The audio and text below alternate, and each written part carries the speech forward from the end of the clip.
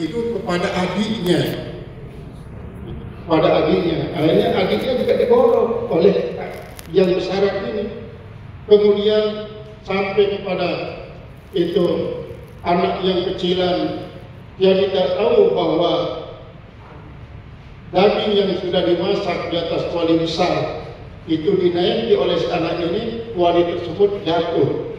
Sementara air panas sudah mendidih, maka anak yang kecilan itu menjadi mati lantaran apa? Lantaran diseduh oleh air daging yang sudah mendidih. Kemudian ada di antara salah seorang anak tersebut dibawa oleh serigala, dikejar oleh bapaknya. Ternyata bapaknya juga dia yang kena korban serigala. Anak dengan bapak itu mati, sehingga ibu ini tidak ada lagi anggota keluarga yang masih hidup. Suaminya mati, anaknya sebanyak 4 mati, kemudian dia sendiri yang hidup sebatang kara. Lalu dia hadapi dengan penuh kesabaran.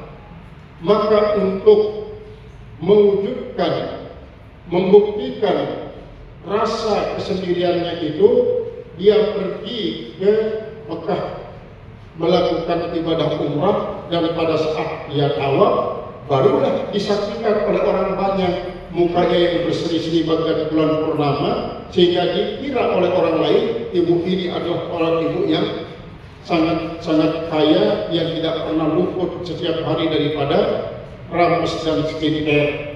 Itu kata daripada orang, tetapi ternyata tidak demikian.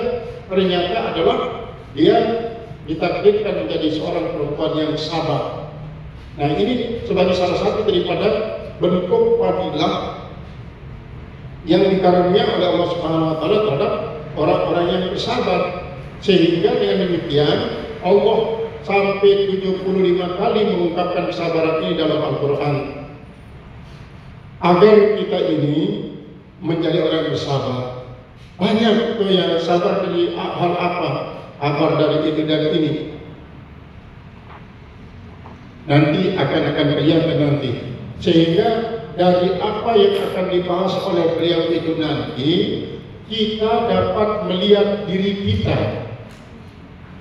Kita ini kebanyakan bersabar dalam ujian yang bagaimana? Mungkin dalam satu ujian kita kurang bersabar, tapi dalam ujian lain kita termasuk orang bersabar. Sehingga Allah Subhanahu wa taala menyajikan kepada kita berbagai macam ujian. Seperti anak-anak di pondok.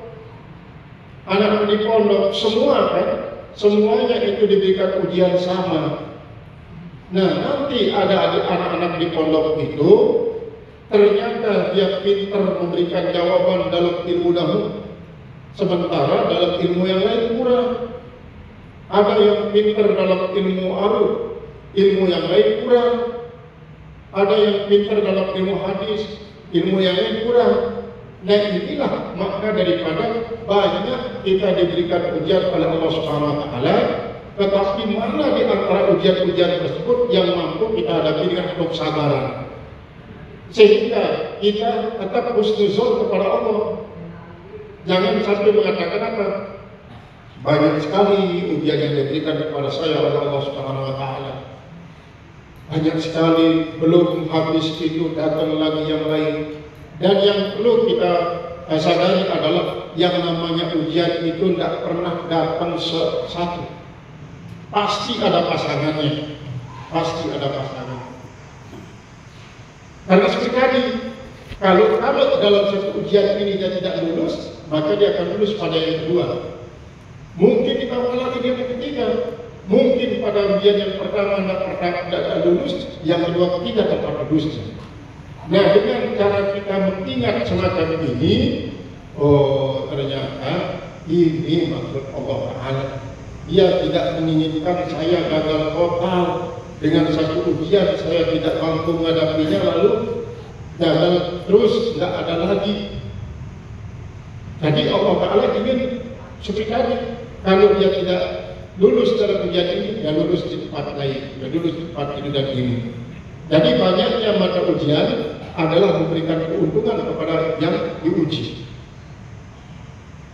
Kalau dulu kita kuliah di cara dulu itu, satu orang dosen itu dia bertanya hanya satu pertanyaan. Hanya satu pertanyaan. Paling banter 3 pertanyaan. Kemudian dijawab secara esai. Sehingga yang 3 soal itu kadang-kadang sampai 6 halaman double folio tulisan ini. Nah itu caranya. Nah ini kan tidak seperti Allah Ta'ala memberikan kita ujian banyak dengan suatu pilihan. Kalau kita tidak lulus 2-3 pasti ada harapan yang lain tempat kita lulus. Jadi mengetahui hal ini supaya jangan kita suuzon kepada Allah. Kok banyak sekali Allah itu menguji saya. Karena kita tidak ingat bahwa maksud Allah adalah apabila kita tidak lulus 2-3, kita bisa lulus kepada yang 4-5. Wa ammal akhbaru, dan adapun hadis-hadis, akan qala sallallahu alaihi wasallam, maka sesungguhnya telah bersabda Rasulullah SAW, as-sabru nisful iman, sabar itu adalah bagian daripada iman, bahkan setengah daripada iman. Alama saya di atas apa yang akan datang. Wajib kaunihi nisfah, akan datang nanti jalan keadaannya menjadi setengah itu. Cara sekarang itu bagaimana analisanya sehingga kita dapat meyakini bahwa sabar itu setengah daripada iman. Nanti akan diuraikan oleh beliau. Wa qala sallallahu alaihi wasallam, telah bersabda Rasulullah SAW, min aqalli ma utitumul yaqina, di antara paling sedikit diberikan kepada kalian akan keyakinan, yaitu artinya min aqalli ma utitum al yaqinu, di antara yang paling sedikit diberikan kepada kalian fadilah daripada kesabaran itu adalah satu keyakinan, wa azimatun, dan satu azimah, as-sabru. Wa man utiya hazzahu minhuma, dan siapa saja yang diberikan bagiannya daripada keduanya, daripada al-yaqin wa azimatu sabri itu, lam yubali bima fatahu, dia tidak akan pernah peduli dengan apa yang luput daripadanya. Jadi kan begini maksudnya, seringkali apa yang kita hajatkan itu tidak bisa kita peroleh, sementara waktu sudah lewat. Kita mau untuk mengusahakannya kembali tidak bisa, luput dia. Maka kalau kita memiliki suatu pilihan, maka kita menyatakan apa? Ini sudah 3 kali kita coba, 4 kali kita coba, tidak bisa-bisa. Maka mari kita coba berusaha dengan yang lain. Artinya usaha yang lain. Misalnya ini bagi para ibu-ibu yang jualan, misalnya kalau ibu-ibu dengan jualan kangkung tidak bisa maju ekonominya, maka cobalah yang lain, jualan sayur, lobak, atau bayam. Coba lagi, kalau dengan lobak dan bayam tidak bisa, cobalah yang jualan sayur yang modern, jual di kios-kios atau pergi ke restoran-restoran, baik secara online ataupun secara manual. Dicoba lagi,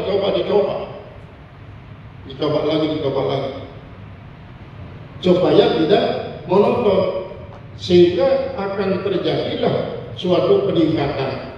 Karena apa? Karena kalau sudah kita coba 3 kali, 4 kali ternyata tidak berhasil, berarti Allah menginginkan kita untuk melakukan usaha yang lain, Sehingga dengan cara demikian Allah melihat keseriusan kita sebagai orang yang berhajat akan sesuatu. Allah Subhanahu wa ta'ala lam yubali bima fatahu min qiyamil laili wa syiyamil nahar. Dia tidak akan peduli dengan apa yang luput daripadanya, daripada bangun di tengah malam dan daripada puasa di siang hari. Wala an tasbiru ala ma antum alaihi, dan bahwa kalian bersabar atas apa yang kalian itu atasnya itu ahabbu ilayya min ayyubiyani kullu mri'in minkum. Itu lebih saya sukai daripada bahwa dia menyempurnakan akan aku oleh setiap orang daripada kalian bimisli ma'amila jadi hukum, seumpama apa yang dilakukan oleh semua kalian. Maksudnya begini Bapak Ibu, kita biasa kan, misalnya kita terus coba istiqomah untuk yang mulai, kemudian suatu saat kita ini tidak bisa karena kelolosan tidur tidak bisa coba lagi. Nah sekarang akan terjadi dua. Pertama, kelolosannya kita tidur ini bisa menjadi tanda Allah murka kepada kita,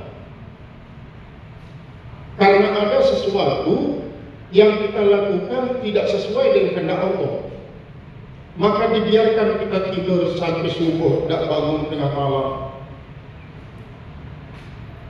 Mereka kan luput salatul lail yang biasa kita lakukan. Bisa itu menjadi tanda bahwa Allah Ta'ala murka. Sehingga sebagian ulama menyimpulkan, apabila kau bisa bangun di tengah malam untuk melakukan salat lahir, itu sudah tandanya Allah cinta kepada dirimu, atas supaya dari para ulama. Nah, sekarang yang kedua, dengan luputnya salatul lail yang bisa kita lakukan setiap malam itu, kita redo atau enggak? Artinya bagaimana? Kalau kita tidak redo, kita menyesali.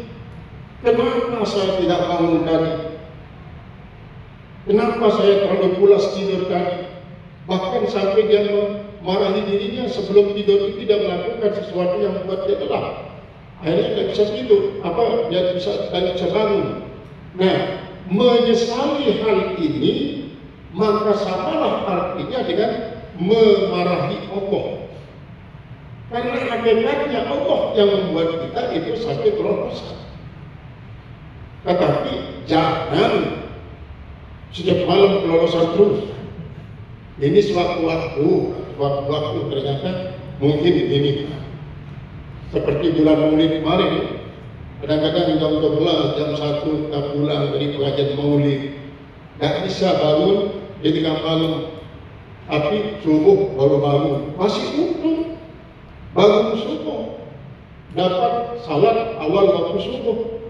Nah artinya ini adalah menerima kenyataan apa yang diberikan oleh Allah Subhanahu wa Ta'ala berupa keluputan salat malam pada satu malam itu adalah juga merupakan suatu ujian. Ketika kita ridho menghadapi dia, berarti sudah termasuk di situ ada sabar.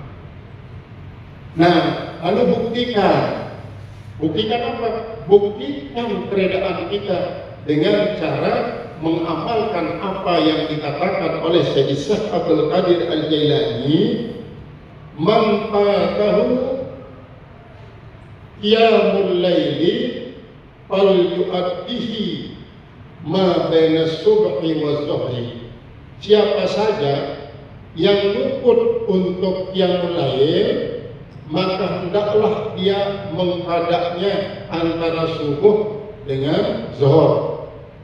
Misalnya begini, nanti pada waktu salat isyraq sekaligus lail isyraq niat untuk apa? Menghadap salat lail kita yang luput, terutama sekali salat witir. Pokoknya yang mulazamah, yang terus-terus kita lakukan itu, kalau luput kadar. Itu ajaran daripada Syekh Abdul Qadir Al-Jilani. Kenapa beliau menekankan seperti itu? Karena Rasulullah ketika dia luput melaksanakan qabliyah subuh, maka dia lakukan setelah salat subuh. Supaya apa? Tidak kehilangan istiqomah.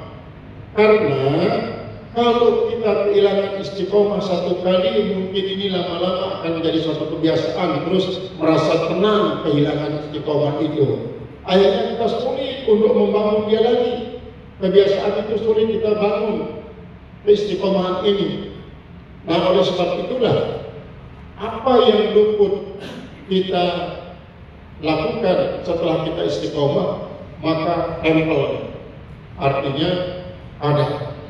Apakah itu qiyamul lail, apakah itu zikir, apakah itu baca Al-Quran, supaya ada, supaya jangan kehilangan istiqomah. Karena kita kadang-kadang Allah itu untuk apa? Membiasakan diri kembali untuk menjadi orang istiqomah. Qala al-musannif rahimahullah ta'ala. Jadi wala an tasbiru ala ma antum alaihi ahabbu ilayya min ayyuafiyani kullu mri'in minkum bimithlihi ma amila jami'ukum walakinni akhafu an taftaha alaikum dunya.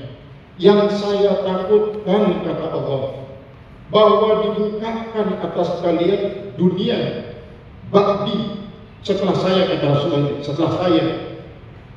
Ayungkiru ba'dukum ba'do, maka saling mengingkari sebagian kalian akan sebagian yang lain.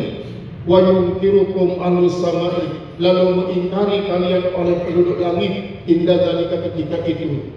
Artinya begini, mungkin yang berkaitan dengan keakhiratan semata-mata, misalnya rajin sholat, banyak di antara saudara-saudara kita yang mengungguli kita dari segi banyak sholatnya, baik sholatnya, khusyuk dan sangat tawaduknya dalam sholat. Mungkin itu kalaupun kita iri hati, misalnya iri hati kita ini tidak akan membuat kita menjadi berpecah belah.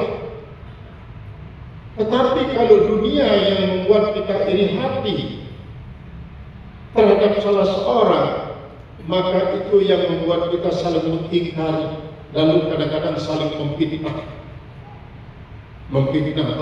Coba kalau dia tidak begini, tidak begitu dia. Percaya saja, saya sudah buktikan berkali-kali, gara-gara dia begini, dia begitu.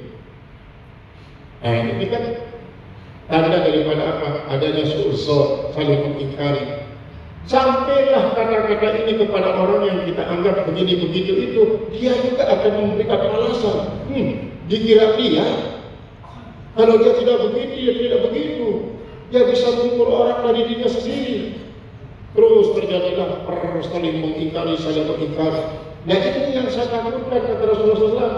Kalau kalian sudah saling mengingkari satu sama lain dalam soal keduniaan, maka malaikat-malaikat di langit pun akan mengingkari kalian, kata Rasulullah SAW.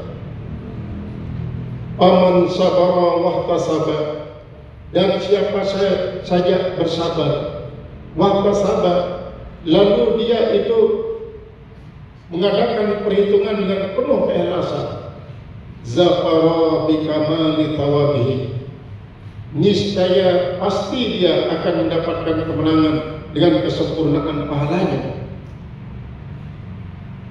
Thumma qara'a qaulahu ta'ala, kemudian Rasulullah membaca firman Allah Ta'ala, ma indakum yanfadu, apa saja yang ada di sisi kalian itu pasti akan binasa, wa ma indahu indallahi, dan apa saja yang ada di sisi Allah itu baqi, akan abadi. Wala najziyanna alladziina sabaru ajrahum bi ahsani ma kanu ya'malun, kami akan membalas orang-orang bersabar itu jauh lebih bagus daripada apa yang mereka lakukan. Ini kata Allah Subhanahu wa taala, firman Allah taala dibaca oleh Rasulullah SAW. Jadi kata-kata ma indakum yang padu itu artinya adalah apa yang kalian miliki dari dunia ini akan musnah. Akan musnah. Tubuh kita saja kalau bayangkan. Pada waktu kita terus mengajak remaja sampai sempurna, sampai puncak kesempurnaan, kemudian mulai berkurang. Gigi mulai copot satu-satu, rambut mulai berubah yang hitam menjadi putih, kemudian kulit kita yang kencang-kencang mulai keriput, gitu, kejengku yang tegar mulai linglung. Perjalanan kita yang tegak bagikan para prajurit mulai oleh satu-satu. Minggu kita kadang-kadang dulu kenapa seperti dulu perjalanan tegak ya dulu, jangan samakan dulu dan sekarang. Mulai terus begitu. Nah inilah bukti daripada ma indakum yang padu wa ma indallahi batin.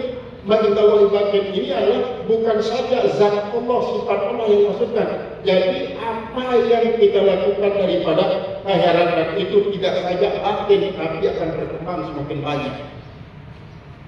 Tetapi yang perlu juga kita ingatkan, kaidah mereka iza nakasa zada. Apabila usia kita ini adalah semakin berkurang artinya bertambah. Apabila bertambah berarti kurang masa hidup. Kalau dia berkurang berarti bertambah yang sudah kita lalui. Kalau berkurang tenaga kita, maka akan semakin khusyuk kita beribadah, semakin lebih fokus kita kepada Allah Subhanahu wa taala, lebih banyak perhatian kita kepada Allah Subhanahu wa taala, kemudian semakin jaga kita, semakin sadar kita akan akhirat. Makanya kalau orang yang masih muda remaja dia itu terus perjalanan